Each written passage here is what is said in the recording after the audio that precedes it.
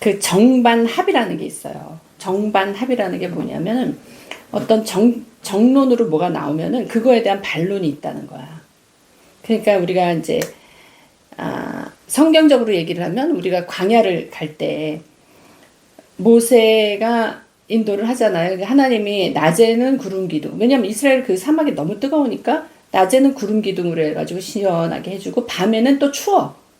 온도차가 심해요. 일교차가 심하니까 밤엔 또 불기둥으로 어느 정도 온도를 유지해주면서 이렇게 갔단 말이야. 근데 이제 그 바깥에 그들이 가는 그 바깥에는 전갈과 뱀이 막 우글우글해.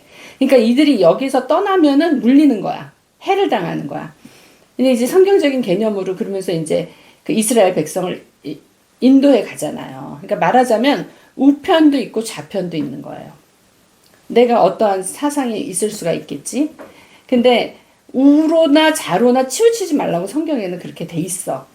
그러면서 이제 뭘 보고 가야 되냐면 우리는 예수 그리스도를 보고 가야 되는 거예요. 하나님 말씀을. 근데 정반합이라는 거는 왼쪽으로도 치우치고 우쪽으로도 치우치면서 이걸 이렇게 균형을 맞추면서 합을 본다는 거야. 그러니까는 이번에 야당이 되면 다음에 여당이 되고 여당이 되면 또 야당이 되고 막 이러는 게 합을. 왜냐면 이게 실점들이 드러나니까 이게 낫겠다. 그리고 또 이렇게 가고 왔다 갔다 한다는 거야.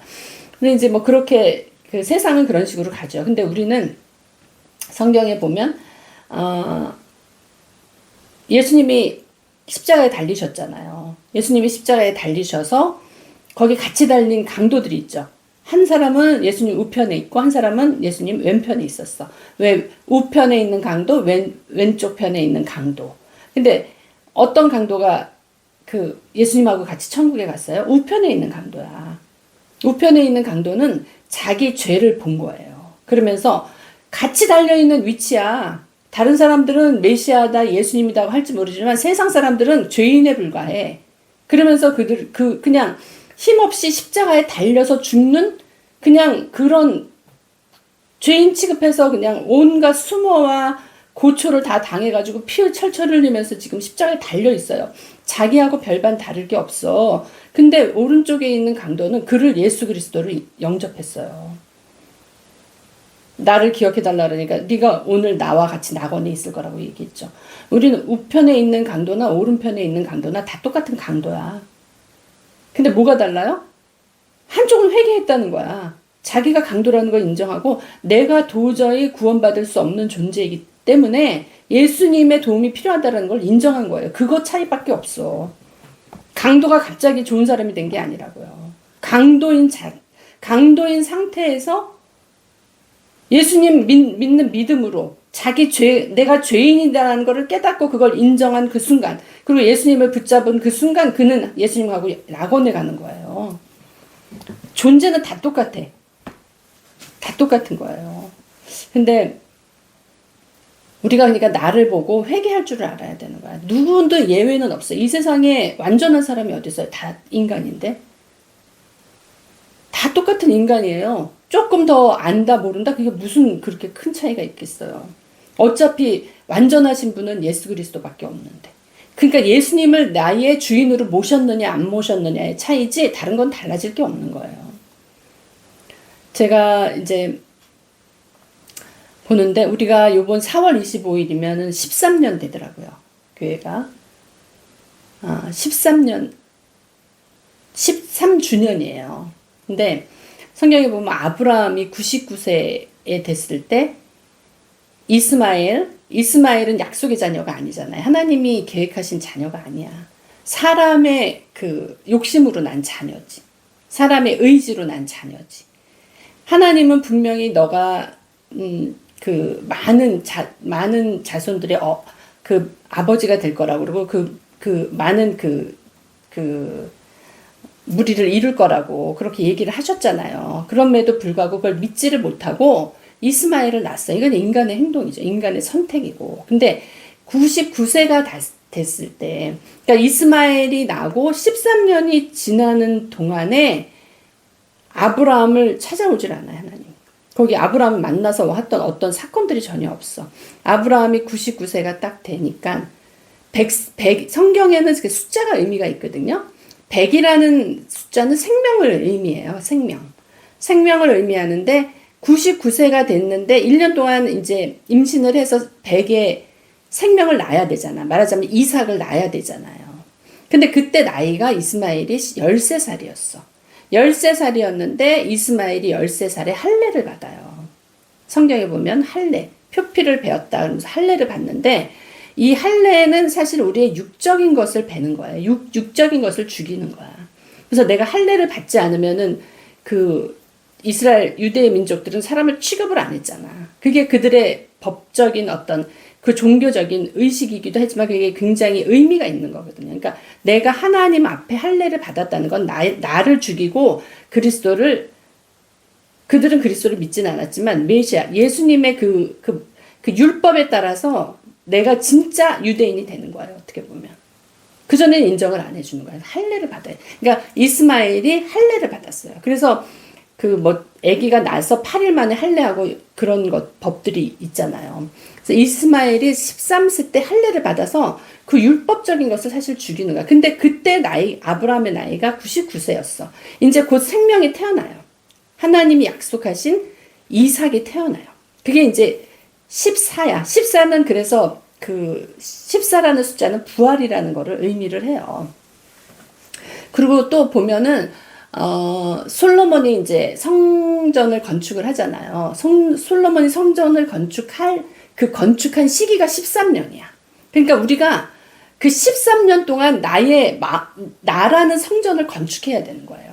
건축하고 내가 완전히 죽으면 그 건축이 완성이 되는 거야.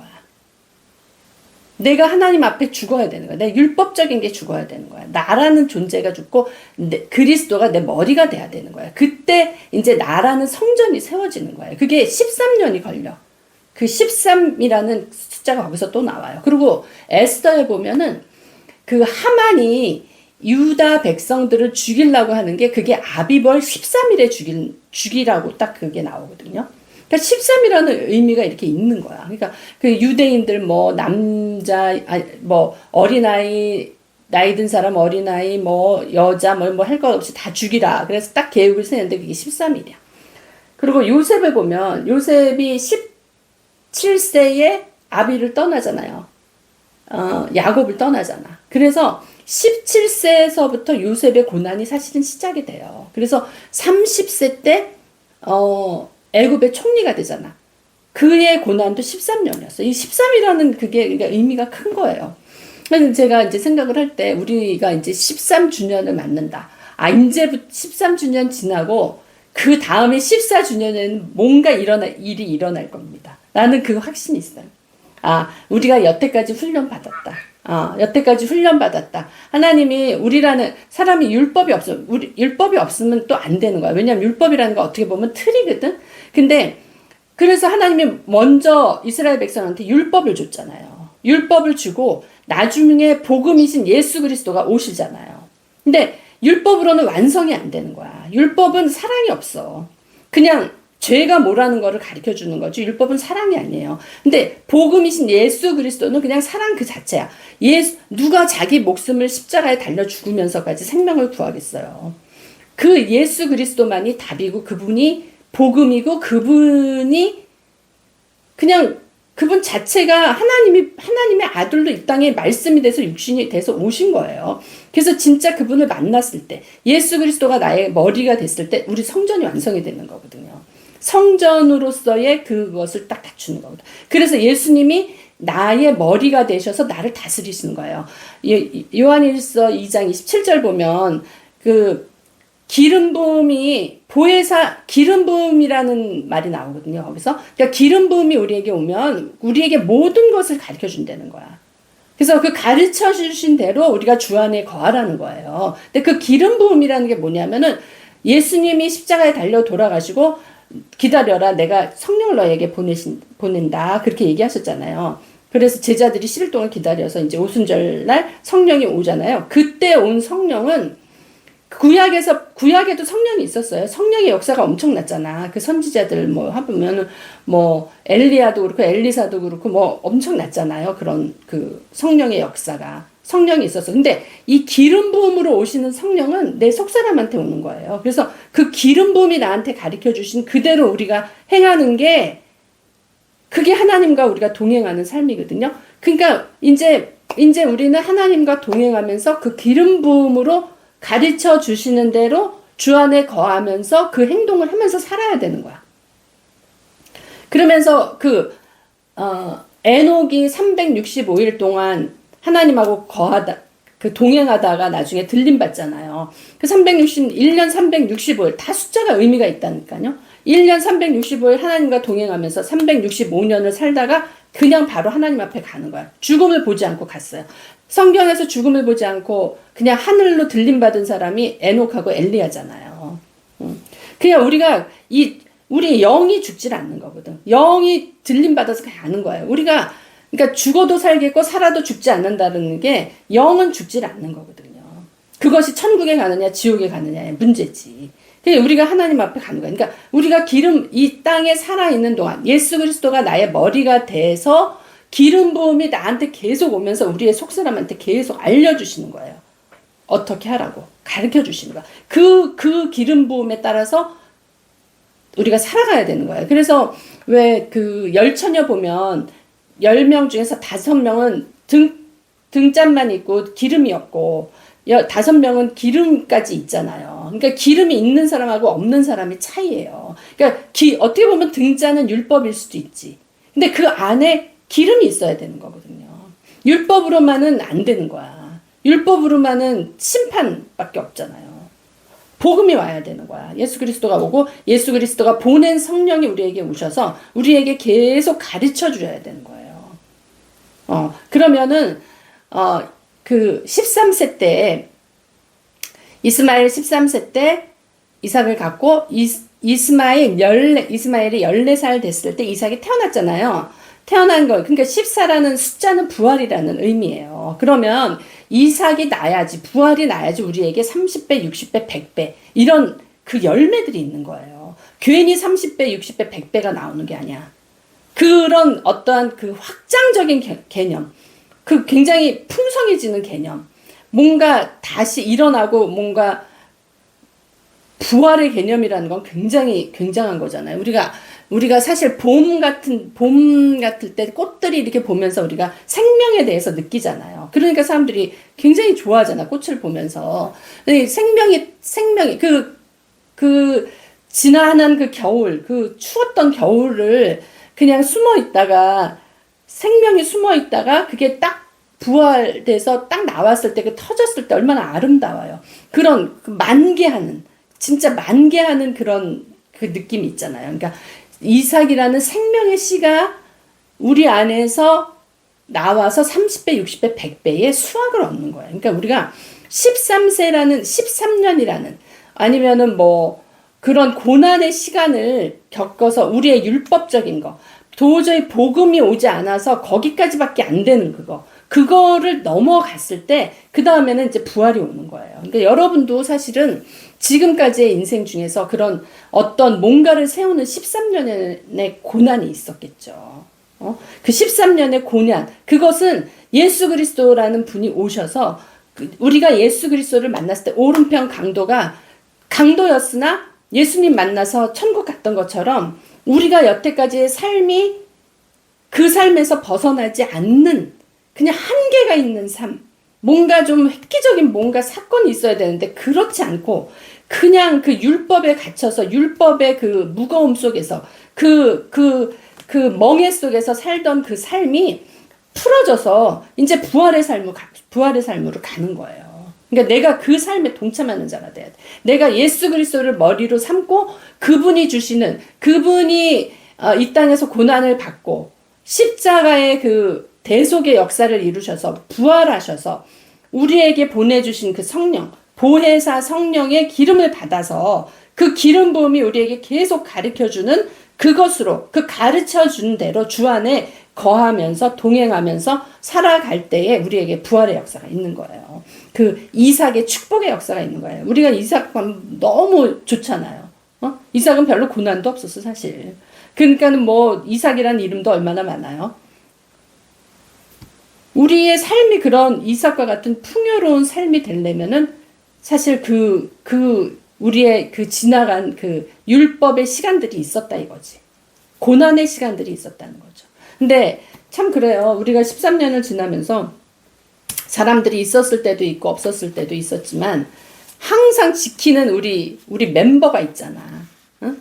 우리 을숙이 예봉이 이제 김 권사님 그다음에 그 김근호 형부 집사님 이렇게 조인해가지고 같이 드리지만 이 사실 어떻게 보면 우리 박종수 목사님하고 나를 세우는 작업이었어요. 거기에 여러분들이 같이 동참해 준 거야. 이 말을 우리가 어디 가서 하겠어요. 여러분들이 계속 들어주고 같이 있어주고 같이 세워주고 같이 세워나가고 이러는 시간에 13년의 시간이 있었기 때문에 사실은 오늘이 있는 거고 앞을 우리가 내다볼 수가 있는 거예요.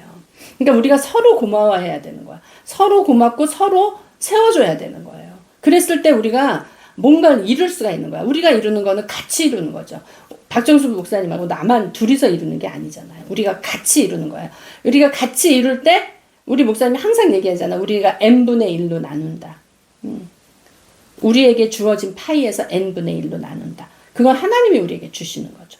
지분을 주시는 거죠. 근데 여러분 또 하나 보면 여호수아가 어저께 내가 깨달은 거야. 모세는 율법이에요, 사실. 그래서 모세가 가나안 땅에 못 들어갔어요. 율법은 절대로 가나안 땅에 못 들어가. 율법은 그 복을 누리지를 못해요. 내가 복음이 돼야지 가나안 땅에 들어가는 거야. 근데 누가 들어갔어요? 여호수아가 들어갔어요. 갈렙이 물론 들어왔지만 여호수아하고는 달라. 여호수아는 예슈아라는 뜻이거든. 그거는 예수님을 뜻하는 말이에요. 예수님을. 복음이에요. 그래서 여호수아가 복음이기 때문에 가나안 땅을 들어갔고 여호수아가 복음이기 때문에 들어가서 땅을 다 나눠주잖아요. 나눠주는 자가 되는 거야. 그가 복음이기 때문에. 다 나눠주는 예수님이 오셔서 하신 일이 그거잖아요. 그러면 다 나눠주는 사람이 됐어. 근데 모세는 회막에서 막 이렇게 하다가 모세는 말하자면 퇴근을 해도 여호수아는 그 회막을 지켰더라는 그 말이 있는 거 여러분 아시죠? 근데 나는 왜 여호수아는 자기 장막에 가서 쉬지 않고 회막을 지킬까 했더니 그게 예수님이었어. 예수님은 주무시지도 않고 졸지도 않으시고 우리를 지키시는 거예요. 그게 예수님이었어요. 여호수아는 예수님을 예표하는 거였어요. 그래서 우리가 예수님하고 365일 1년 365일 동행해. 근데 예수님이 오셨다. 예수님은 사실 예수님은 그 육신을 입고 오신 분이에요. 육신을 입고 오셔서 모든 고난받고 고생 엄청 하고 가셨잖아, 그냥. 예수님은 그러셨어. 육을 입고 오셔서 우리 사람을 대신해가지고 모든 고난과 고생 엄청 하시다가 결국은 마지막은 십자가였어.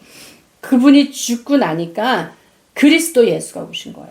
부활하신 예수님이 오신 거예요. 부활하신 예수님이 보혜사 성령으로 오셔서 우리에게 지금 말씀하고 계신 거예요. 그래서 우리가 이 보혜사 성령 기름 부음에 대해서 엄청나게 잘 이해를 하고 받아들이고 내가 기름 부음을 받는 매일매일 기름 부음에 적셔서 그 기름 부음이 가르친 대로 인도함을 받는 그런 자가 돼야 되는 거예요. 제가 마무리하기 전에 이 말씀이 요한 1서 2장 27절에 있거든요. 요 말씀 읽고 마무리하겠습니다. 너희는 주께 받은 바 기름 부음이 너희 안에 거하나니 아무도 너희를 가르칠 필요가 없고 오직 그의 기름 부음이 모든 것을 너희에게 가르치며 또 참되고 거짓이 없으니 너희를 가르치신 그대로 주 안에 거하라. 여러분 반드시 기름 부음을 받아야지 우리가 헷갈리지 않는 인생을 살 수가 있는 거예요. 지금 내가 이거를 택할까 저거를 택할까. 요번에 선거할 때도 얼마나 사람들이 막 갈팡질팡 했겠어요. 근데 기름 부음이 있으면 절대 우리가 헤매질 않아요. 기름 부음이 있으면 명확한 거야. 왜냐하면 예수님이 나의 주인 되셔서 나에게 가르쳐주고 기름 부음으로 가르쳐주시는 거거든요. 보혜사 성령님이 나에게 말씀하시는 거거든요.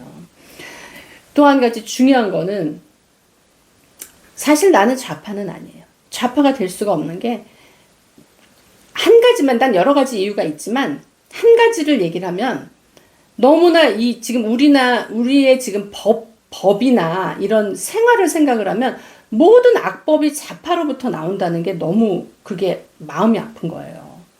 그렇잖아요. 모든 것을 허용해. 그걸 인권이라는 이름으로. 그렇지만 그건 하나님의 뜻이 아닌 법을 허용을 하는 거야. 이 법이 얼마나 중요한데 여러분. 법은 그 생활을 다스리는 거거든요. 응? 근데 이 지금 모든 법을 우리가 이 어떤 기준으로 만들어 놓은 법을 다 허무는 게 좌파로부터 지금 오고 있어. 그거 하나만으로도 나는 이유가 충분하다라고 생각을 해요.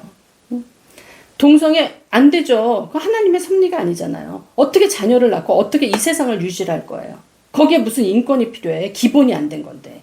그런 거는 우리가 명확하게 생각을 하는 거야. 왜 기름 부음이 있으면 이건 분명히 나는 정확하게 생각하고 판단할 거라고 봐요. 여러분 지금 이제 젊은 나이고 어린 나이고 이제는 어리지도 않아. 어떤 주관이 있어. 이제 그런 것들이 확고하게 세워져야지 이 이제 다스리는 위치에 올라갈 나이가 이제 될 텐데 그때 정확하게 뭐가 옳은지 옳지 않은지를 분명히 구분을 해야죠. 그래서 반드시 우리가 이 보혜사 성령님의 기름 부음을 받아야 되는 거예요. 그래서 그런 기름 부음 가운데 하나님과 동행하며 정확하게 진리로 인도받는 우리 모두가 되기를 예수님 이름으로 축복합니다.